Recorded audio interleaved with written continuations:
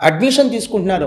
నేను మా ఫ్రెండ్స్తో చెప్తుంటాను మేడం, యాక్చువల్గా నేను లార్డ్ బాలాజీ వెంకటేశ్వర స్వామితో బాగా కనెక్ట్ అవుతాను. మా ఫ్రెండ్స్తో చెప్తుంటాను, అరే మనం వెంకటేశ్వర స్వామి దగ్గరికి వెళ్తే దర్శనం వచ్చిద్దాం, బ్లెస్సింగ్స్ కొంతమందికే వస్తాయి. దర్శనం అందరికీ వచ్చింది, టికెట్ తీసుకుందాం కాబట్టి లైన్లో ఉన్నాం కాబట్టి అందరికీ దేవుడు కనిపిస్తాడు, బ్లెస్సింగ్స్ కొంతమందికే వస్తాయి.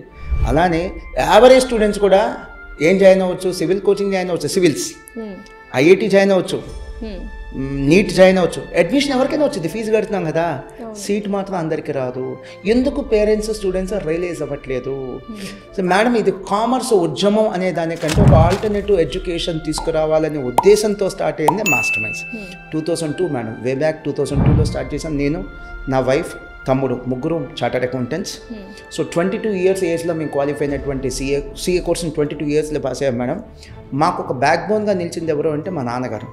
మా నాన్నగారు ఒక ఆడిట్ ఫామ్లో, గుంటూరులో ఒక రెప్యూటెడ్ ఆడిట్ ఫామ్లో, ఒక సీనియర్ ఆడిట్ ఫామ్లో ఒక సీనియర్ పొజిషన్, మేనేజర్ అనే పొజిషన్ 23 ఇయర్స్ చేశారు మేడం.